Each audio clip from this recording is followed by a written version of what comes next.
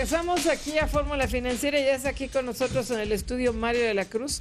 Él es el nuevo presidente de la Canieti y tomaste posición apenas ayer. Ayer. A ver, que estás Lo ahora sí conocimos que cuando era tabasqueño. tabasqueño sigue siendo secretario de Desarrollo Económico de Tabasco, que ahí tuvimos oportunidad de ir a un evento que nos invitaste. Cuéntanos ahora la Canieti. Yo le decía desde que me dijiste que iba a estar aquí, que seguro le ibas a dar un impulso porque eres promotor innato. Cuéntanos. No, muchas gracias por sus comentarios y además la verdad muy contento de estar aquí con ustedes. Queríamos obviamente pues por esa historia que teníamos previa también Sí. de que esta primera entrevista formal fuera aquí con ustedes. Pues muy contento, muy comprometido, ¿no? Ayer tomamos protesta. La verdad es que yo me siento muy honrado porque los socios de la Canieti me dieron la confianza de llegar como candidato a unidad, lo cual pues todavía representa un doble compromiso. Estuvo ahí el secretario de Comunicaciones y Transportes con nosotros, el presidente del IFT, Gabriel Contreras, la verdad, los presidentes de los organismos cúpula, como Juan Pablo Castañón y Manuel Herrera, Alejandra Aragúnez, Mónica Aspe, pues todo el ecosistema, el subsecretario Rogelio Garza, la verdad es que pues todos los amigos de Canieti, además, con muchos de ellos, al igual Tabasco. también Tabasco, También Tabasco estuvo presente, pero bueno, pero así como con ustedes, pues la verdad es que nos reencontramos con muchos amigos, ¿no? Y eso la verdad es que es muy satisfactorio. Qué bueno, Mario, llegas a esta organización que es muy importante, la Canieti. ¿Cuáles son los principales objetivos que te estás trazando para pues que tenga una evolución respecto de lo que ha venido viviendo hasta ahora, que no ha sido nada menor, claro, pero ¿hacia dónde la vas a dirigir? ¿Cuáles son tus objetivos fundamentales? Mira, lo primero, Marco, es hablar de la importancia económica que tiene la Cámara, ¿no? Los tres sectores que representamos, que es industria electrónica, telecomunicaciones y tecnología de la información, representan prácticamente el 9% del PIB del país y generamos 800,000 empleos. Entonces, esto habla de la dimensión que tenemos. Hemos estado tratando de buscar qué elementos vamos a estar trabajando en cada uno de estos tres sectores estratégicos, como los hemos determinado. Te diría que en telecomunicaciones, sin duda está el proceso de implementación de los proyectos de la reforma de telecomunicaciones. Queremos que estos proyectos se lleven a cabo de manera exitosa y vamos a estar trabajando muy de cerca con la SCT y con el Instituto Federal de Telecomunicaciones. Esto Perdón, sí, con tu agenda porque... telecomunicaciones. Sí. Exacto, apenas en Telecom. En TI, yo creo que México ha logrado una posición muy importante derivada de la política pública que hay para el sector por parte de la Secretaría de Economía con Ildefonso Guajardo y Rogelio Garza. México hoy ya es el tercer exportador global de servicios de tecnología de información. Son 6,000 millones de dólares que exportamos de servicios de TI desde México. Hay que mantener y mejorar esa posición. Servicios de TI, fábricas de software, BPOs, lo que son Business Processing Centers, etcétera, etcétera. Entonces, y es una cantidad importante, ¿no? Aquí Mario se lo tiene calladito. Necesitamos mantener y mejorar esa posición. Necesitamos utilizar a las TICs como mecanismo de productividad nacional. Es muy alineado con lo que está planteando el Gobierno de la República y la Secretaría de Hacienda y Economía. Y en la parte de manufactura electrónica, yo te diría que si telecomunicaciones tiene sus políticas públicas con la reforma, tecnologías de información tiene también sus políticas públicas, debemos de construir políticas públicas para la manufactura electrónica de alta tecnología. Este sector, estoy convencido que puede ser tan importante como automotriz y aeroespacial en el país. ¿Qué hace falta para esto? Manufactura electrónica de alta tecnología, dinos exactamente qué es, porque tenemos un caso de éxito, tú bien lo dices, la industria automotriz, sin duda ya fue un caso de éxito. Así es. ¿Cómo replicarlo en este sector que ahora donde tú vas a estar al frente? Pero no fue casual, Pepe, es un caso de éxito, pero empezó porque en algún momento este país determinó que ese era un sector al que le íbamos a apostar. Que podemos tener vocación en eso, así Exactamente, ¿no? Nosotros he tenido la fortuna de visitar varias veces el estado de Jalisco, de visitar el estado de Baja California, el estado de Chihuahua, donde vemos un ecosistema de manufactura electrónica donde se producen, te diría que en Baja California televisiones, pero por ejemplo en Jalisco componentes para la industria de telecomunicaciones. Y estos ecosistemas que vemos muy desarrollados en esos estados, yo creo que podemos replicarlos también de manera importante en otras regiones del país. Queremos hacer un análisis con organismos internacionales con los que estamos negociando para poder analizar qué es lo que están haciendo los países competidores de México y replicar las mejores prácticas en nuestro país para impulsar este sector. Oye, y entonces, a ver, la idea de los tres, porque estamos hablando de muchas empresas, antes estuvieron divididos, pero ahora ya están todos uniditos en este sector. A mí me llama mucho la atención, como decía Pepe, de la manufactura electrónica, porque la idea sería que hacer como clústeres, de electrónica. Finalmente lo que se hizo en la industria manufacturera fue atraer primero a las empresas, luego llevar, en el caso de Guanajuato, llevaron hasta la Salle, la UNAM, empezaron a llevar a las universidades para proveer a los ingenieros y empezó a desarrollarse los proveedores. Lo mismo hicieron con Querétaro en la industria aeroespacial. Así es. Vino como una empresa que jalaría, en este caso de la electrónica de alta tecnología, ¿por dónde empezar? Mira, tocaste dos temas importantísimos. Ya ves, prometo. Prometo. ¿Por qué llegó por consenso? A la cañetilla, ¿viste? Así son los tabasqueños. Sí. Fíjate que, y nuevamente, ¿no?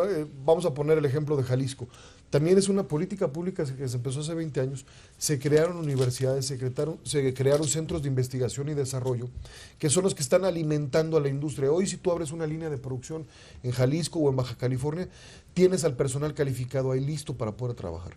Entonces yo te diría, ese es un paso importantísimo. El encadenamiento productivo es el otro punto que tocaste, Mari Carmen, y yo te diría que uno de los grandes retos que tenemos en la manufactura electrónica alta tecnología es elevar el contenido nacional de nuestras exportaciones. Todavía ahí tenemos un área de oportunidad. Automotriz es de los sectores que más alto contenido nacional tiene, pero porque empezaron hace 25, 30 años. En el caso de electrónica, tenemos que hacer un esfuerzo importante en dos vías. Una, atraer a esos proveedores al país que se establezcan junto con las empresas que hoy están fabricando productos electrónicos de alta tecnología, pero al mismo tiempo también ir desarrollando a los proveedores mexicanos, a los proveedores nacionales, que permitan ir integrando también esa cadena de valor.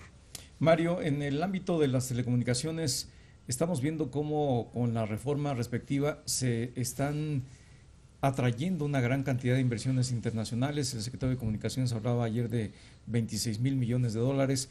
¿Qué es lo que ves tú ya en el aterrizaje de esta reforma que se requiere todavía realizar para que las inversiones derramen a la economía mexicana? Claro. Estas inversiones internacionales son muy importantes, pero deben de derramar y de bañar a todas las empresas, de las pequeñas, medianas y pequeñas empresas, para que se consolide en México y se beneficie a la población mexicana. Y los usuarios de telecomunicaciones también, Marco. Yo te diría que la reforma de telecomunicaciones, ayer lo mencionaba yo al secretario, yo creo que la reforma que está trayendo más resultados en el corto plazo al país.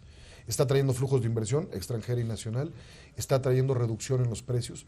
Al final del día, lo que se traduce este despliegue de infraestructura es inversión, empleos y mejor calidad en el servicio para los usuarios. Por eso me refería yo que queremos trabajar en el despliegue de todos los proyectos derivados de la reforma.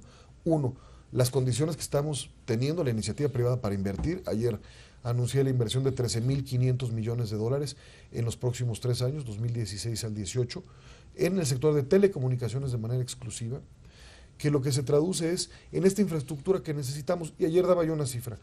El tráfico de internet móvil o el tráfico de datos móviles va a crecer en 800% en los próximos 5 años. Va a crecer a razón de 51% anual. Estamos hablando de una gran demanda de servicios de telecomunicaciones. Le estaba también otro ejemplo. Hoy un celular, un teléfono inteligente, que hace 15 años ni siquiera sabíamos que iban a existir, hoy te genera mucho más tráfico en un minuto que lo que un celular te generaba en todo un mes en el año 2000. Esto pone una gran presión en las redes de telecomunicaciones y se necesita toda esa infraestructura, toda esa inversión que comentabas para poder darle una mejor calidad al usuario final. Eso van a poder observar a lo largo de esta gestión, es siempre poner al usuario en el centro de la política pública del gobierno, pero también en el centro de la atención que demos las empresas del sector. Que eso es lo importante. Oye, cuéntanos un poco, ya decíamos, de la reforma. Sabemos que es un sector que crece doble dígito, que es impresionante, está creciendo casi el 20%, el sector de telecomunicaciones. En esa parte, ¿qué es lo que se puede aprovechar para México? Por ejemplo, hay un gran componente importado, pero es una industria que está muy globalizada. ¿Qué podemos hacer ahí? ¿Cómo sustituir algunas importaciones? ¿Se puede? Yo creo que se puede. México tiene ahorita una ventana de oportunidad, Pepe, porque hay dos tendencias importantes. Digamos, una es el nearshoring, el producir cerca de los centros de consumo, es decir, el consumidor, vamos a hablar de Norteamérica en este caso, que es el gran consumidor del mundo y además el mayor socio estratégico de México, está requiriendo que tengamos una respuesta mucho más eficiente a las necesidades de producción y por eso requieren que produzcamos lo más cerca posible. El nearshoring es una tendencia. Pero el otro, el alineamiento de costos con Asia. México se está volviendo también cada vez más competitivo en costos en total contra Asia. Entonces, hay una ventana de oportunidad, Pepe, que tenemos que aprovechar del país porque también sabemos que también en Asia están reaccionando y están volviendo a generar una nueva iteración de políticas públicas para atraer esas industrias que han llegado a México y que han llegado a otros países. Si algo refleja o reflejó esta encuesta que sacó IFT, el SST y el INEGI, es que pues efectivamente en algunas ciudades van mejor que otras en acceso a Internet, pero hay una profunda brecha digital en este país, como todo, una desigualdad económica. Claro. Ahí ese es un reto que van a hacer, que pueden hacer ustedes. Mira, ese es un tema sumamente importante porque al final del día, Mari Carmen, queremos que más mexicanos tengan acceso a Internet, que tengan más servicios a servicios de telefonía celular, telefonía móvil. Necesitamos más infraestructura. Por eso nosotros vemos con muy buenos ojos los distintos proyectos de infraestructura que vienen para este año, impulsados por el sector público. Uno, la red compartida, que lo que va a llevar es darle cobertura a México para que el usuario final tenga servicios de cuarta generación y LTE, que son obviamente hoy los más importantes y los más modernos. Dos, programas como México Conectado, que está llevando también conectividad a los distintos puntos del país a nivel muy, muy detallado en escuelas, edificios públicos, hospitales. Y tres, las licitaciones de espectro radioeléctrico.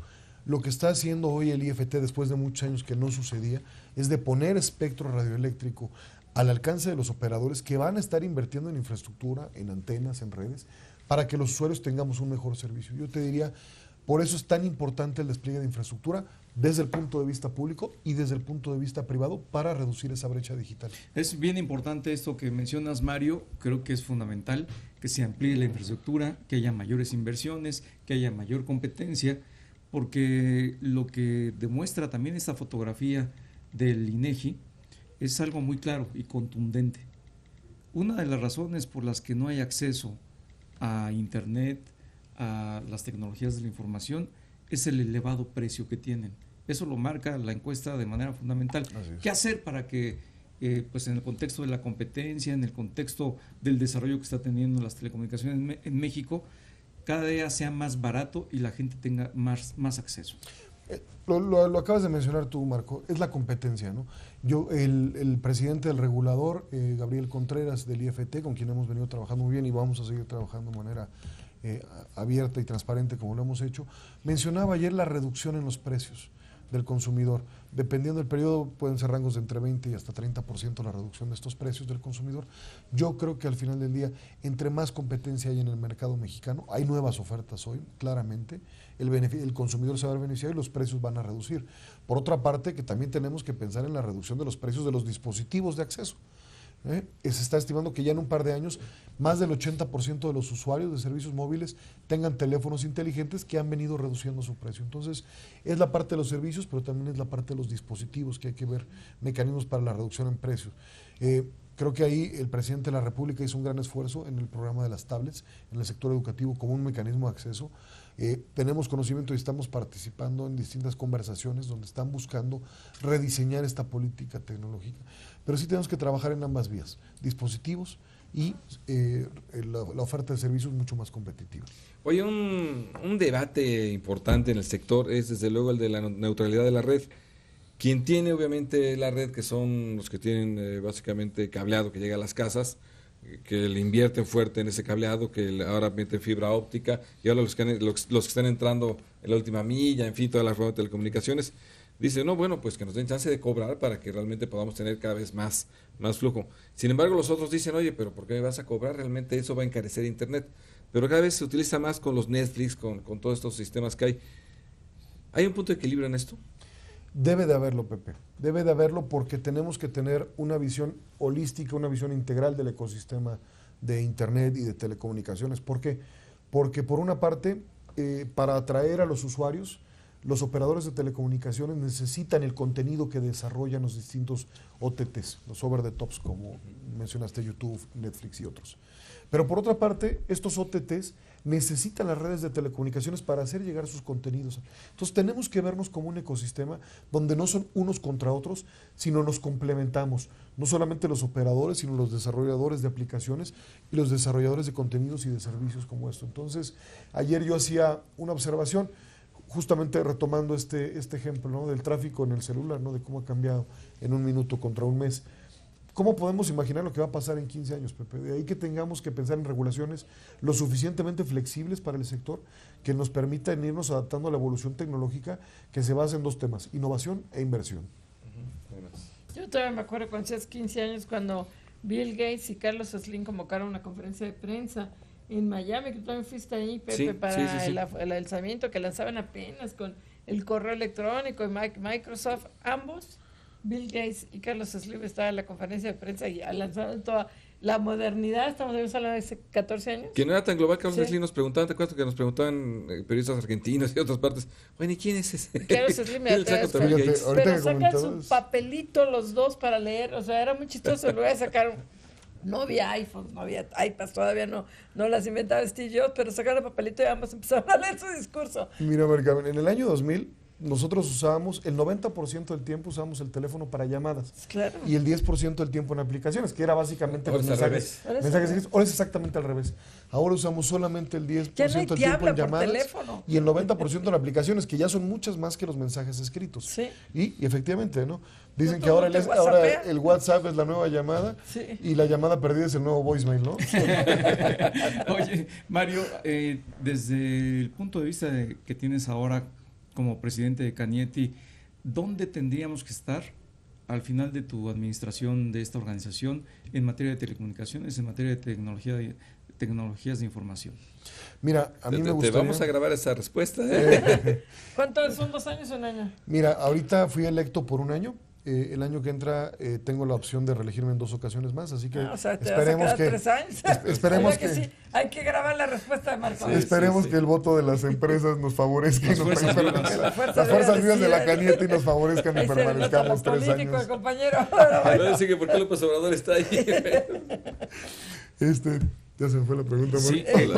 ¿a Los dónde objetivos. quieres llegar? Sí, mira, yo te diría, nos gustaría ver todos los proyectos ya de la reforma de telecomunicaciones en proceso de implementación. Obviamente no los vamos a ver concretados porque son proyectos que por su magnitud son proyectos de largo alcance, de larga maduración. Yo creo que tenemos que ser pacientes.